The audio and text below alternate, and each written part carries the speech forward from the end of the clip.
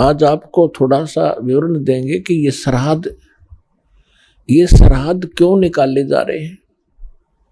पुण्यात्माओं, जब तक हमें सतगुरु नहीं मिलते तब तक हम अपने मनुष्य जीवन को व्यर्थ ही करके जाते रहे। भले ही हम आन उपासनाएं करके छोटी मोटी सिद्धियां प्राप्त कर लेते थे, जिस कारण से हम आम व्यक्ति से ज्यादा कुछ उत्तम नजर आते हैं। जो ये ऋषि महर्षि सिद्ध संत कहलागे, इन्होंने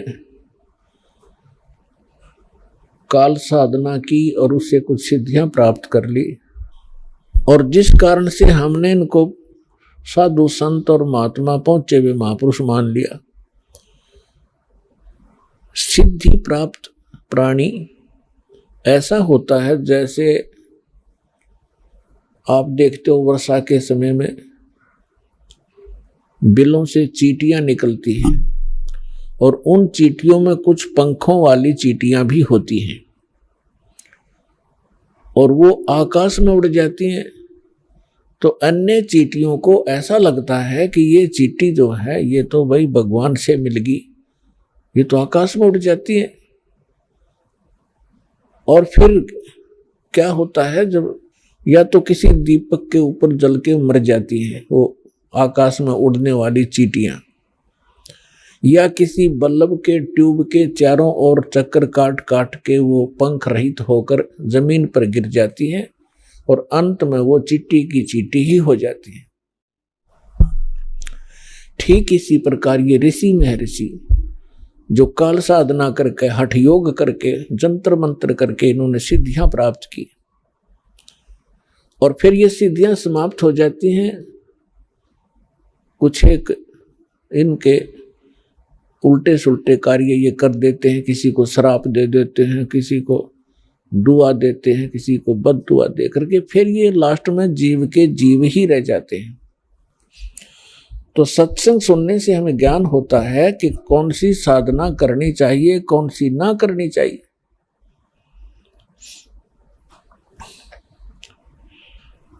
आज आपको थोड़ा सा विवरण देंगे कि ये श्राद्ध क्यों निकाले जा रहे हैं। हमारे जो धर्मगुरु थे ये अज्ञानी थे एक नंबर के। इनको ना अपने सिलेबस का पता था, अपने टेक्स्ट की बुक्स का पता नहीं। पुराण, श्रीमद् भगवद गीता और वेद ये हमारे आध्यात्मिक सिलेबस है, और हमारे धर्मगुरु संस्कृत जानते थे और ये संस्कृत बोला करते थे। गीता का और वेदों का मंत्र तो वही बोल देते थे, अनुवाद अपने हिसाब से गलत करते थे, जिस कारण से हमारे अंदर भ्रम बना रहा कि ये बड़े विद्वान हैं, संस्कृत भाषा जानते हैं, इन्होंने सदग्रंथों को ठीक ठीक जाना होगा। इन्होंने अपना भट्ठा बैठाया और साथ में हमारे पूर्वज भूत बनवा कर छोड़ दिए। एक मोटा सा उदाहरण देता हूं आपको। एक समय एक रुचि ऋषि थे।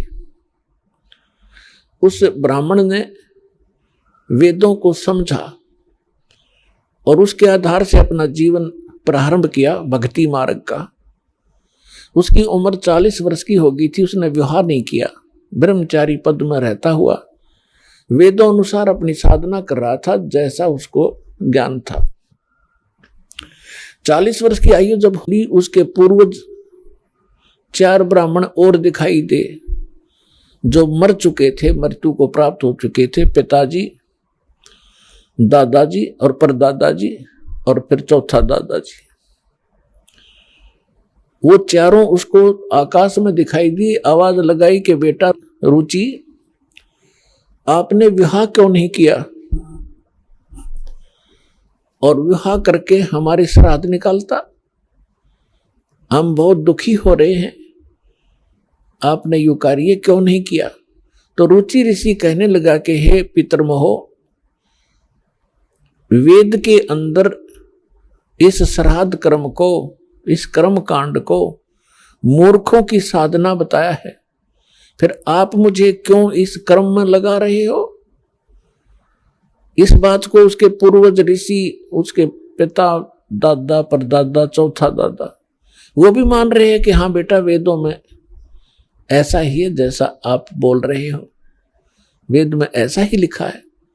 जब वेद में, वेद है सिद्धांत भगवान का, एक विधान परमात्मा का, और ये जो उन ऋषि महर्षियों ने कहां से ग्रहण किया वो कि श्राद्ध निकालो, ये किसी पुराण से ग्रहण किया। और पुराण ये गॉड गिवन स्पिरिचुअल नॉलेज नहीं है, जैसा कि आपको पहले भी सत्संग में बताया। वेद और श्रीमद् भगवत गीता, वेद वाला ज्ञान ही श्रीमद् भगवत गीता के अंदर है, और सूक्ष्म वेद में भी ऐसा ही है जो परमात्मा ज्ञान देते हैं। तो अब आपको थोड़ा सा मार्कंडेय पुराण से ये प्रकरण रूबरू करते हैं, जिसमें रुचि ऋषि और उसके पूर्वजों का जो भूत बनकर धक्के खा रहे हैं और अपने पुत्र को भी उसी विवश कर रहे हैं कि तू भी मन भूत गलत साधना करके। ये देखिएगा मार्कंडेय पुराण, मार्कंडेय पुराण सचित्र मोटा टाइप, केवल हिंदी संक्षिप्त, गीता प्रेस के रूप से प्रकाशित है। और ये कहां से छपा है? अब इसके हम आपको ले चलते हैं 242-43 पे। ये देखिएगा 242 पृष्ठ पे मार्कंडेय पुराण, संक्षिप्त मार्कंडेय पुराण, रोच्य मुनि की उत्पत्ति कथा। मार्कंडेय जी कहते हैं, ब्रह्मन पूर्व काल की बात है, प्रजापति रुचि ममता और अहंकार से रहित इस पृथ्वी पर विचरते थे।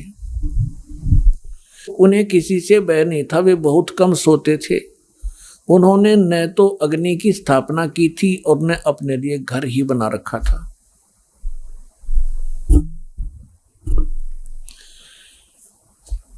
वे एक बार भोजन करते और बिना आश्रम के ही रहते थे। उन्हें सब प्रकार की आसक्तियों से रहित एवं मुनिवर्ती में रहते देख उनके पितरों ने उनसे कहा।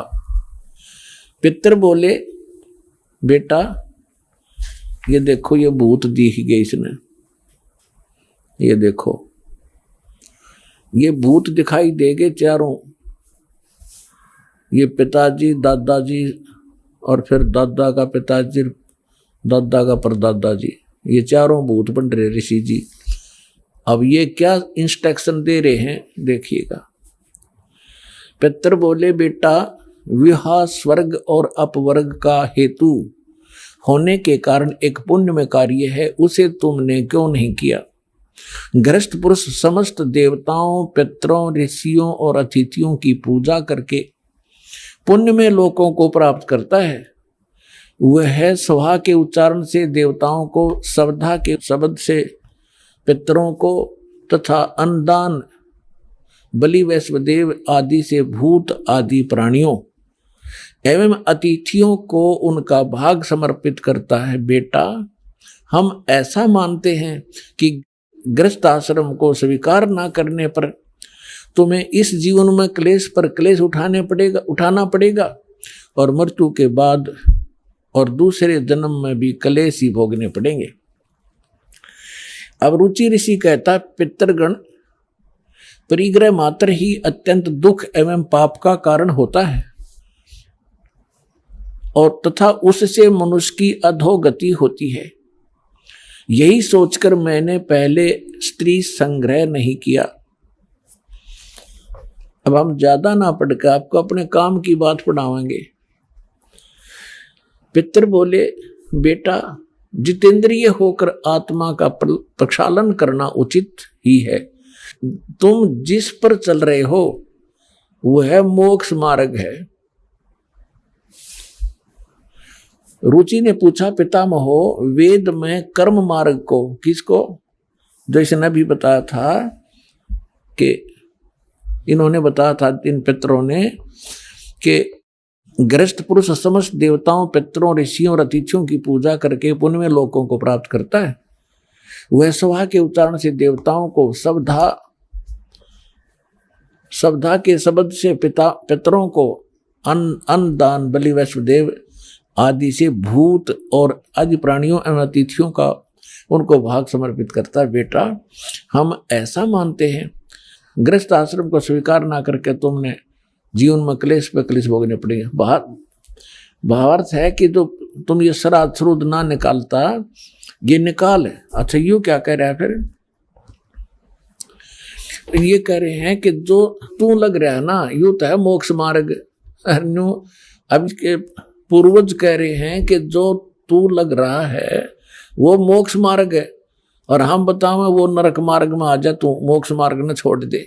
ये देवता कह रहे, इसके पितर देखो। पितर बोले बेटा जितेंद्रिय होकर आत्मा का प्रक्षालन करना उचित है, किंतु तुम जिस पर चल रहे हो तो मोक्ष मार्ग है। हरिभाम बतावांगे वो कौन सा मार्ग है। अब रुचि ने पूछा पितामहो, वेद में कर्म मार्ग को अविद्या कहा गया है। ये श्राद्ध श्रुद्ध निकालना, भूतों की पूजा करना, तेरहवीं करना, ये सारा कर्म मार्ग है, कर्म कांड है।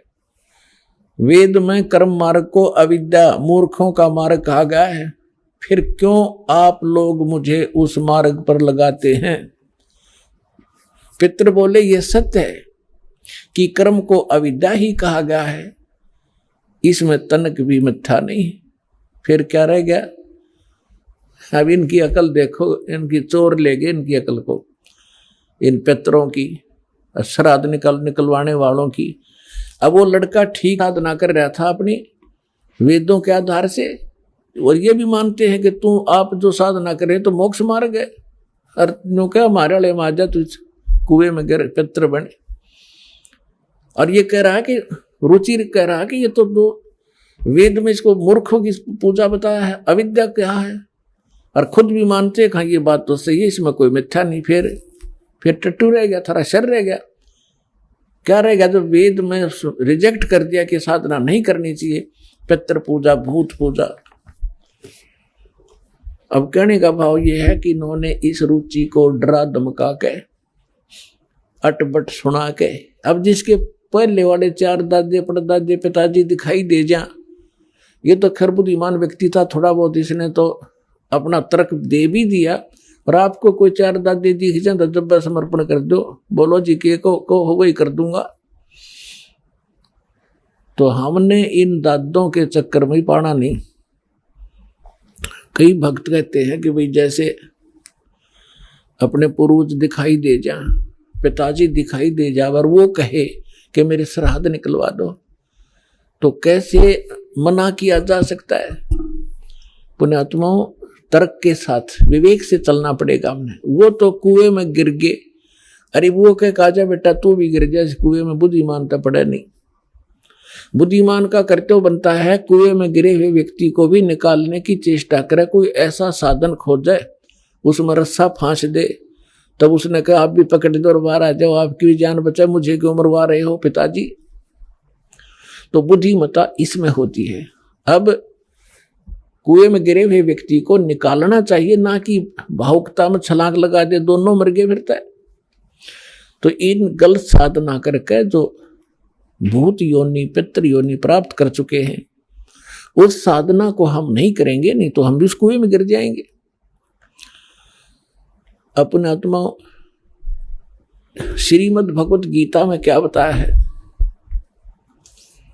श्रीमद् भगवत गीता अध्याय नंबर 9 के श्लोक नंबर 25 में कहा है कि जो देवताओं की पूजा करते हैं देवताओं को प्राप्त होते हैं, और जो पितरों की पूजा करते हैं पितरों को प्राप्त होंगे, पितर बन जाएंगे।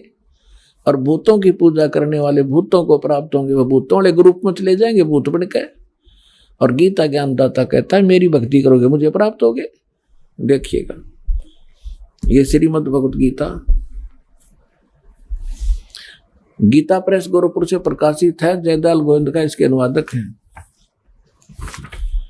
अध्याय नंबर 9 के श्लोक नंबर 25 को आपके रूबरू करते हैं। ये है अध्याय नंबर 9 श्रीमद् भगवत गीता और 25वां श्लोक। देवताओं को पूजने वाले देवताओं को प्राप्त होते हैं, पितरों के पूजने वाले पितरों को प्राप्त होते हैं, पितरों को प्राप्त होंगे, पितर बन के जाएंगे वे। और भूतों को प्राप्त होने वाले भूतों को प्राप्त होते हैं, मेरा पूजने वाले मुझको प्राप्त होता है। अब वो इस पवित्र श्रीमद् भगवत गीता ने भी स्पष्ट कर दिया, भूत पूजोगे तो भूत बनोगे, पितृ पूजोगे पितृ बन जाओगे, और देवताओं की पूजा करोगे देवताओं के लोक में जाकर उनके अनुचर बनोगे। और गीता ज्ञानदाता कहता मेरी पूजा करोगे मुझे प्राप्त होगे। अंडरस्टूड है। अब सूक्ष्म वेद में कहा है कि राम रमे सो राम है, देव रमे सो देव, और भूत रमे सो भूत बने, समझ देख सुर भेव। अब आपको एक छोटी सी कथा सुनाता है दास। जो हमारे सतग्रंथ हैं उनके अनुसार हम साधना करेंगे तो हम सफल होंगे। श्रीमद् भगवत गीता अध्याय नंबर 16 के श्लोक 23 और 24 में कहा कि अर्जुन, शास्त्र विधि को त्याग कर जो मनमाना आचरण करते हैं उनको न तो सुख होता है, न उनको कोई सिद्धि प्राप्त होती है, और न ही उनकी गति होती है, अर्थात यूजलेस। इससे तेरे लिए अर्जुन कर्तव्य और अकर्तव्य की अवस्था में कौन सी साधना करनी चाहिए कौन सी ना करनी चाहिए, उसके लिए सदग्रंथ यानी शास्त्र ही प्रमाण है। किसी अन्य व्यक्ति की लोक वेद पर विश्वास ना करना। अब आपको सत्संग में पहले बताया था कि सदग्रंथ कौन से हैं जिनमें वर्णित साधना हम करें वो शास्त्र अनुकूल है। पवित्र चारों वेद और पवित्र श्रीमद् भगवत गीता जो वेदों का निष्कर्ष है, और सूक्ष्म वेद जो परमात्मा ने स्वयं अपने मुख कमल से आकर यथार्थ ज्ञान दिया है। इसके अतिरिक्त जो पुराण है वो परमात्मा का आदेश संविधान नहीं है, वो ब्रह्मा जी का ज्ञान है। और ब्रह्मा जी के साथ साथ फिर उन्होंने प्रत्येक ऋषि ने अपना कुछ अनुभव मिला करके अलग अलग पुराण बांट दिए। शिव पुराण, विष्णु पुराण, जो देवी पुराण, मार्कंडेय पुराण। जैसे मार्कंडेय ऋषि जी ने ब्रह्मा जी से प्राप्त ज्ञान को अपने हिसाब से सेट करके वेदों से मिला करके बनाया, तो जो वेदों से मिलता है वो तो वेद ज्ञान है, और जहां मार्कंडेय ऋषि ने अपने तुक्के मारे हैं वो पुराणों का ज्ञान है, ब्रह्मा जी का ज्ञान है, वो गॉड गिवन नहीं है। जो परमात्मा का दिया हुआ ज्ञान है वो संविधान है, उसके अतिरिक्त किसी ब्रह्मा जी का या किसी ऋषि का दिया हुआ विधान है अध्यात्म मार्ग का, तो उसका अपना है, एक अधिकारी का आदेश है, मालिक का आदेश नहीं है। जैसे एक समय एक दरोगा जी का मित्र था, एक ग्रामीण किसान,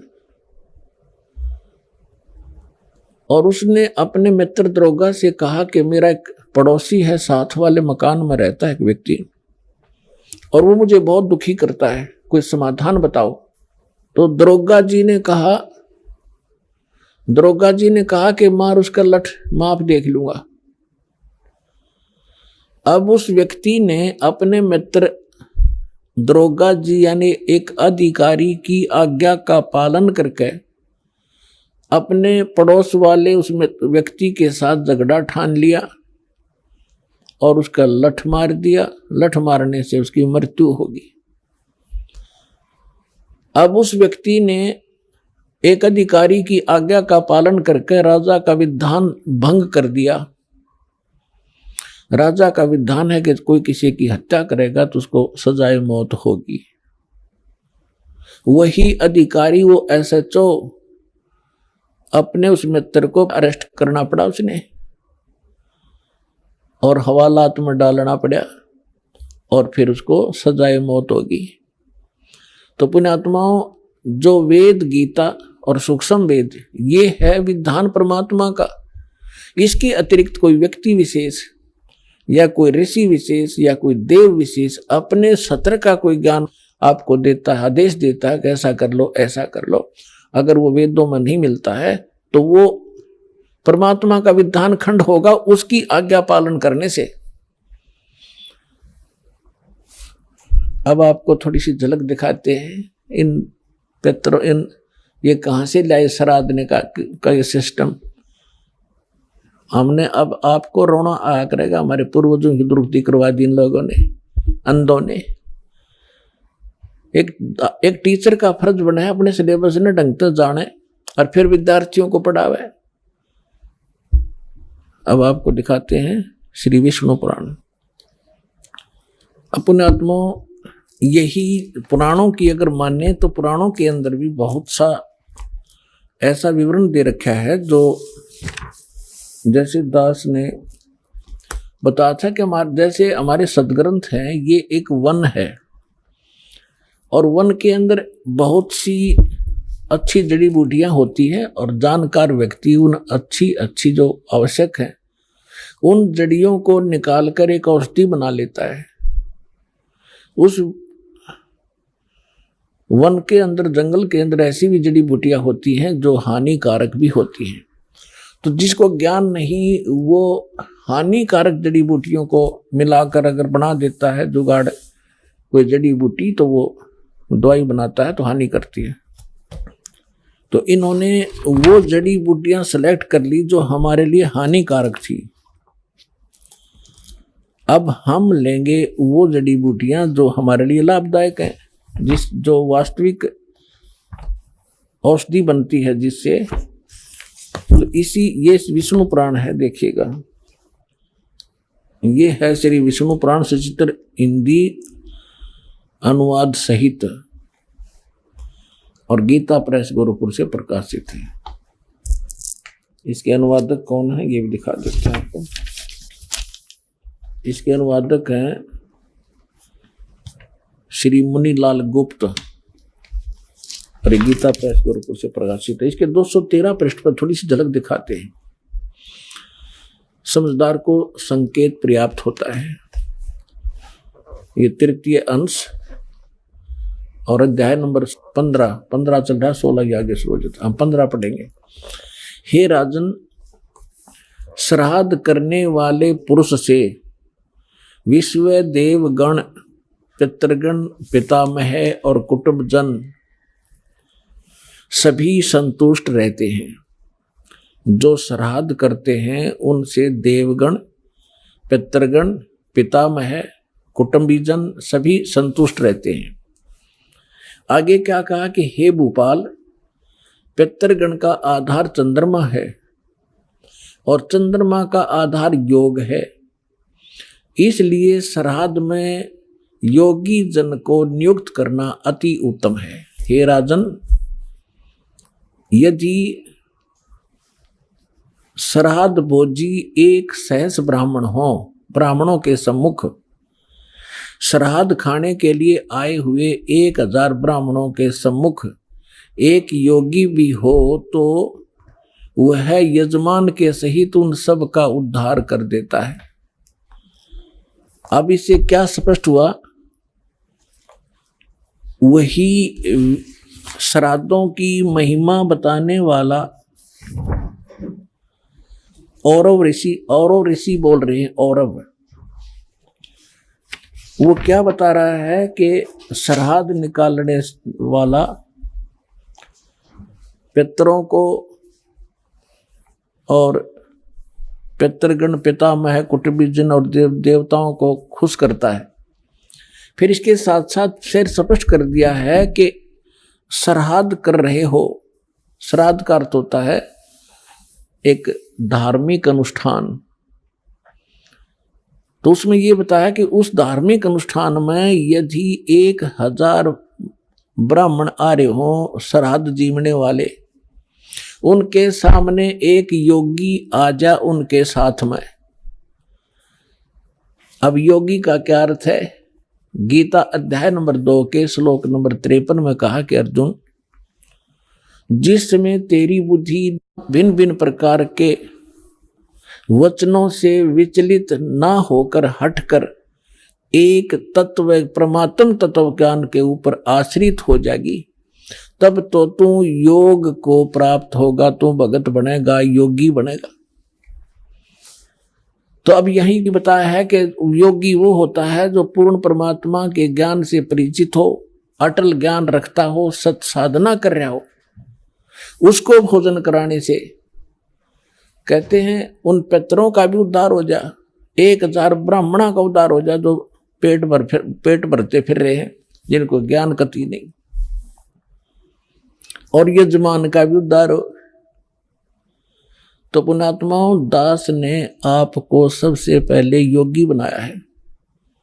और यहां पर जो साधना होती है, 10वें दिन श्राद्ध होने लग रहे, यहाँ पर 10वें दिन समागम होते हैं। और जो भी दान पुण्य आप करते हो, ये सब योगी खाते हैं। और इनके खाने से आपके पितरों का भी उद्धार होगा जो यहाँ दान कर रहे हैं। ये तो पुराण भी बता रही है और परमात्मा भी यही बता रहे हैं कि भक्ति बीज होवे जो हंसा, तारू तास के कोत्र वंशा। अब देखिएगा, ये है विष्णु पुराण, हम पढ़ रहे थे अभी आपको, और 213 पृष्ठ पे 3 अंश, और ये अध्याय 15 है। 16 यहाँ से शुरू होता है, इससे पहले 15 में है ये। हे राजन, और ऋषि ब्राह्मण कह रहा है कि हे राजन, श्राद्ध करने वाले पुरुष से विश्व देवगण, पितृगण, पितामह और कुटुंबीजन सभी संतुष्ट रहते हैं। हे भूपाल, पितृगण का आधार चंद्रमा है और चंद्रमा का आधार योग है, इसलिए श्राद्ध में योगी जन को नियुक्त करना अति उत्तम है। हे राजन, यदि श्राद्ध भोजी 1000 ब्राह्मण हो, सहस्र मान 1000, और ब्राह्मणों के 1000 ब्राह्मणों के सम्मुख एक योगी भी हो, तो वह यजमान के सहित उन सब का उद्धार कर देता है। एक साधे सब सदे, सब साधे सब जावे, माली सिंचे मूल को फिर फले फूले गाय। योगी वो नहीं है जो पेट का पानी हिला के दिखा दे, ऊपर न पैर कर ले नीचे न सुर, वो योगी नहीं है। वो तो एक प्राकृतिक चिकित्सक है वो व्यक्ति, वो संत नहीं है।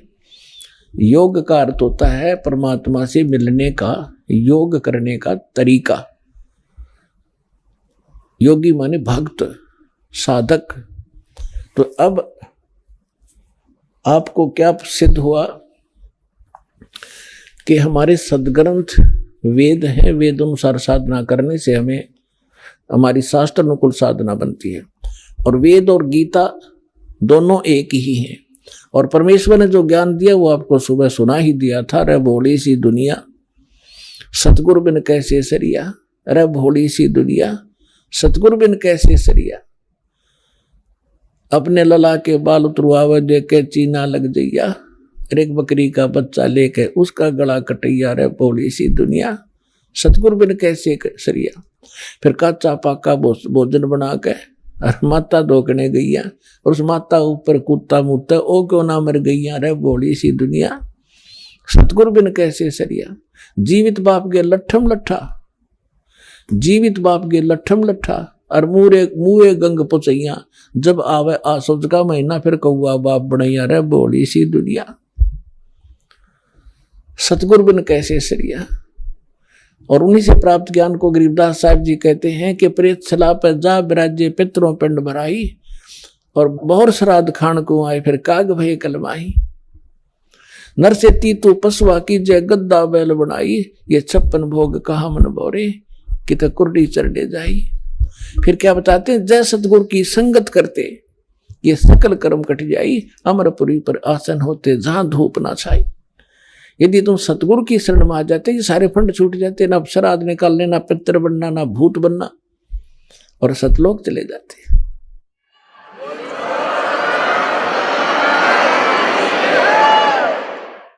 एक जीवित उदाहरण देता हूं आपको। मेरे पूज्य गुरुदेव जी इसी हरियाणा स्टेट से भिवानी डिस्ट्रिक्ट में एक दादरी के पास बड़ा पैतावास गांव है, वहां के रहने वाले थे। उनका जन्म पवित्र ब्राह्मण कुल में हुआ था, लेकिन उनको ज्ञान हो गया था कि जिस आधार से ये ब्राह्मण कहलाते हैं, ये ब्राह्मण नहीं है। ये तो एक परंपरा पड़ेगी। जैसे कोई वैद्य था और बहुत सुप्रसिद्ध वैद्य था, नब्ज पकड़ते ही रोग बता देता था और बढ़िया औषधि देकर स्वस्थ कर देता था। तो उस वैद्य के वंशजों को आने वाले समय में वैद्य कहने लग गए सारे, कृपाराम वैद्य, बलवान सिंह वैद्य, फलाना वैद्य। और वो वैद्य है केवल सरनेम बन गया उनका, वो वैद्य नहीं है। उस वैद्य के वंशज होने के कारण वैद्य नाम से प्रसिद्ध हो गए। और जानते नहीं पेट के दर्द की दवाई फिर खाक वैद है वो। इसी प्रकार जो ब्राह्मण हैं वर्तमान के, जिनको हम ब्राह्मण कहने लाएंगे, ब्राह्मण, तो उस कुल में हमारे पूज्य गुरुदेव जी का जन्म हुआ। और उनको जब ज्ञान हुआ, जब पता चला कि ये तो केवल ब्राह्मण है, पंडित नहीं है। पंडित सोए जो पिंड की जाने। मेरे दादा गुरु जी थे, वो दिल्ली के अंदर छावला गांव के जाट थे, किसान। और वो हमारे जो दादा गुरुजी के जो गुरुजी थे, जो जिनके वो संपर्क में आए, उन्होंने उनको काशी विद्यापीठ में पढ़ा दिया, उस किसान के लड़के को। और फिर वो 4 विषय के आचार्य बन गए। उनको पंडित चिदानंद नाम से जाना जाता रहा। आज भी उनका खरखोदा के पास में, जिला सोनीपत हरियाणा में, एक गोपालपुर छोटा सा गांव है, उसमें उनका आश्रम है हमारे दादा गुरुजी का। उस पर बोर्ड लगा हुआ है पंडित चिदानंद आश्रम। वो जाट होकर पंडित को आए, और हमारे गुरुदेव जी ब्राह्मण थे। बोले नहीं, हम ब्राह्मण नहीं, हम संत हैं। तो कहने का भाव ये है कि मेरे पूज्य गुरुदेव जी जब 15-16 वर्ष की आयु के थे, खेतों में पशु चरा रहे थे। पहले यही काम करते थे, गौवें चराते थे अपने अपने। इनके जमीन भी थी, खेती भी करते थे। और हमारे जो दादा गुरु जी थे, उनके संपर्क में आ गए। इनको प्रेरणा हुई। इन्होंने सोचा कि यदि मैं घर से निकलूंगा वैसे, तो पीछे पीछे घर वाले भाग लेंगे, ये फेर लाओगे पकड़ के। उन्होंने ऐसी सूझबूझ की। पहले वन बहुत होते थे, जंगल होते थे बड़े बड़े। इन्होंने क्या किया, एक दिन 2 कपड़े ले गए अपने, 2 ड्रेस, एक पहन गए, एक और ले गए। और शाम के समय जब पशुओं को लेकर चलने का समय हुआ, अपने साथी दूसरे ग्वालों से कहा कि आप चलो, मैं आ रहा हूं, एक बार फ्रेश होया हूं। जंगल में घुस गए और वो अपने पशु लेकर घर न आ गए। उन्होंने क्या किया, जंगल में जाके दिन में वो देख आए थे सारा साजबाद। एक पशु खा रखा था किसी हिंसक पशु ने, किसी शेर ने या भेड़िए ने, कोई बकरा बुकरा खा रखा था। उसकी अस्थि पड़ी थी। उनके पास, उनके ऊपर अपने कपड़े डाल दिए जो पहन के गया था, और दूसरे पहन करके वो सीधे चले गए जहां मेरे गुरुजी थे, उनके गुरुजी थे। अब रात्रि का समय हो गया। उस समय कोई ऐसा टॉर्च टार्च भी ना होया करती गांव में। लगभग 100-125 वर्ष पहले की बात है। कुछ देर इंतजार की भाई। वो उनका नाम था हरद्वारी, बचपन का। तो घर वालों ने पूछा दूसरे साथियों जो उनके साथ गए थे ग्वाले, भाई हरद्वारी नहीं आया। उन्होंने कहा कि वो आता ही होगा, वो फ्रेश होने चला गया था थोड़ा सा अंदर। काफी देर इंतजार करके घर वालों ने चिंता पड़ गई, भाई कोई हिंसक पशु रहते हैं यहाँ पर जंगल में, और बालक को कहीं हानि ना पहुंचा दी हो। 10-15 व्यक्ति चले साथ में ग्वालों को लेकर के, जिनने देखा था इधर गया था अंधेरे में। उसमें ऐसी टॉर्च टार्च भी ना थी, एक दीपक सा जला रखा था, लालटेन दे रखी थी, थोड़ा थोड़ा टिमटिमाता सा प्रकाश था।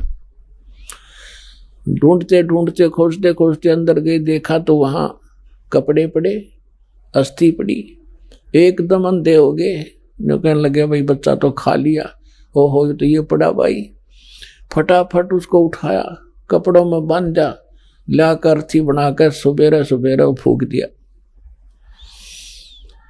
और फिर होगी उसकी 13वीं शुरू। अस्थि ठाई, फिर गंगा में डाल के आए, फिर 13वीं करी, महीना करा, 6 माही करी, वर्षी करी, और फिर हो गए वो श्राद्ध शुरू। वो जा रहे अपना कल्याण कराने के लिए।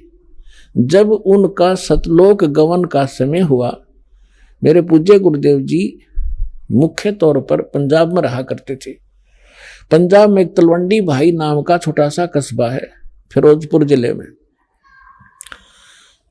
और एक उनका आश्रम था मोगा में।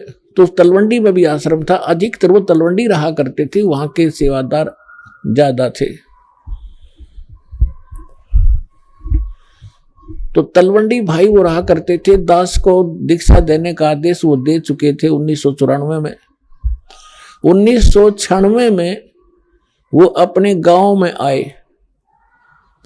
इस पैंतावास दादरी के पास।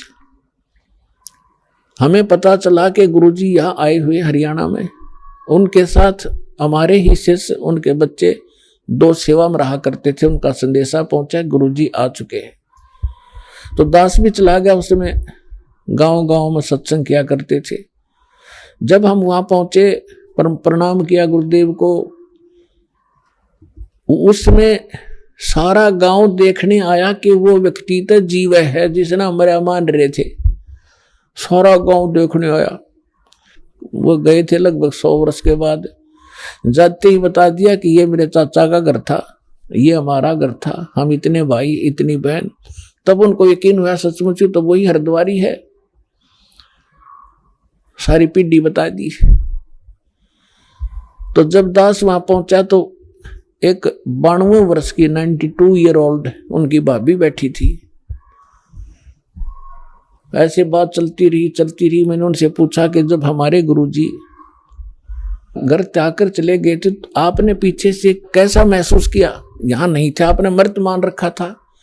तो उसने कहा, भाई मैं आई ना, जब मुझे पता चला था कि इनका एक भाई निसंतान मर गया, बे औलादा मर गया, ऊत नपूत कहा कर देसी भाषा में, और इनके हिस्से की जमीन थी 3-4 एकड़, 4-5 एकड़ जमीन इनके हिस्से में आती थी। उसको मेरे पति और दूसरा मेरे पति का भाई, 3-4 भाई थे, वो प्रयोग किया करते थे। और जब घर में कोई ऊक चूक हो जाती, खेती ना होती, पशु मर जाते या कोई बालक बीमार हो जाते, तो हम पूछने जाया करते थे अपने पुरोहित पे, और वो पतरा वतरा दिखाया करते। तो वो कहा करते कि आपका एक बेऔलादा मर रहा है, निसंतान मरा हुआ है हरिद्वारी, और वो सिद्ध है, तुमने वो हानि कर रहा है, वो प्रेत बना हुआ है, पितर बना हुआ है, वो प्रेत बाधा तुम्हें दुखी कर रही है। उसके लिए फिर जो सा भी वो जंतर मंत्र बताते हम सारा कराया करते, श्राद्ध भी निकाला करते थे। तो फिर मैंने उनसे कहा, माता जी गीता जी में लिखा है 9वें अध्याय के 25वें श्लोक में कि भूत पूजनीय भूत बनेंगे और पितर पूजनीय पितर बनेंगे, देवताओं के पुजारी देवताओं के प्राप्त होंगे, मेरी भक्ति करने वाला मुझे प्राप्त होगा। तो ये तो गलत साधन आपके सामने देख लो, ये तो जनता का कल्याण करने लग रहे और आप इसका कल्याण के लिए ठगे जा रहे थे। बोली भाई बात तो सच्ची है। मैं बोला जी अब तो त्याग दो इन बकवादों को, इन श्राद्धों को। ने बोली ना भाई, ने को कर छोड़ दिया तो पुरानी लाग है, वहां बाढ़ में जाए पुरानी लाग है। अरे इतना प्रत्यक्ष देख रहे हो आप, फिर भी नहीं मान रहे, तेरा गजब हो। तो पुण्यात्माओं, सौभाग्य आपका, ये परिवर्तन होगा ये सच्चाई के आधार से। पहले तो हम डरा रखे थे नकलिया ने, नो नहीं करोगे तो न्यू हो जाएगा, फलान हो जाएगा, खाक हो जाएगा। मालिक सिर पर बैठे, समर्थ का शरणा गहो रंग होरी हो, भाई कदे ना हो काज राम रंग होरी हो। समर्थ का शरणा हो, फिर कैसे हो जाए। एक भगत बता रहा था, वो कह रहा था जी मैं अपनी बहन के यहाँ चला गया, उनके वहां वर्षा होगी, मारा हुई नहीं, किसान था वो, और मैं अपने उनका संदेश आया कि यहाँ वर्षा होगी है, जमीन ज्यादा है, आप आइयो अपने बैल ले आओ, हमारी मदद करो। मैं अपने बैल ले गया खेती संवारने के लिए, बीज बोआने के लिए। मेरी सेवा लगा दी दूसरे खेत में, वहां मैं ले गया। जानता था मैं खेतों को सारे, कई बार जा रहा था अपनी बहन के यहाँ। तो वहां एक जोड़ी थी, उनके खेत के आसपास उस तालाब था छोटा सा, थोड़ा पानी था, और उसमें एक मंडी ही बना रखी थी किसी पीर प्यार की। मैंने दोपहर में जाकर देखा, पानी पिलाने गया पशुओं को, बैलों को, तो वहां एक धड़ी गुड़ रखा, बेली गुड़ की। मैं वह बेली ठा लाया, फोड़ के कुछ तो आप खाई और कुछ बैलों को डाल दी, उनने खा ली। तो मैं आकर घर सो गया तो रात ने एक 3 फुट का व्यक्ति, दाढ़ी सी वाला, मुसलमान टाइप दिखाई दिया। नो बोला तूने मेरी बेली खा ली और बैलों को खिला दी, और दूर खड़ा नहीं, इतनी दूर मेरे तो 50 फुट दूर।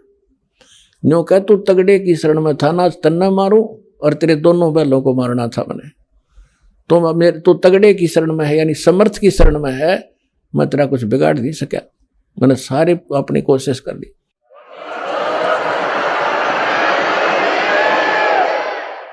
तो मैं सुबह उठा, मेरा पसीने आ रहे, डर गया मैं। फिर उसने देख कर अकल सकल सी उसकी, मैंने अपनी बहन से पूछा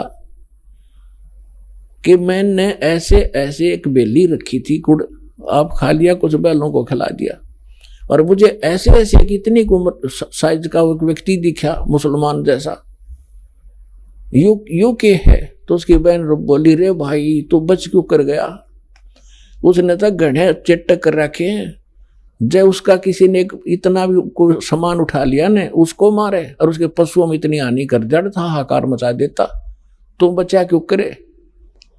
फिर बोला मुझे और दृढ़ विश्वास हो गया, बच गया में। वो तो हाथ जोड़ के गया, फिर मेरे गुरु जी का गए ने बोला तू तगड़े की शरण में है, और जा शरण में ना होता तन्ना तुझे मारता और तेरे बैलों को खत्म करता। तो पुण्यात्मा, समर्थ का शरणाग हो रंग होरी हो, भाई कदे न हो ए काज राम रंग होरी।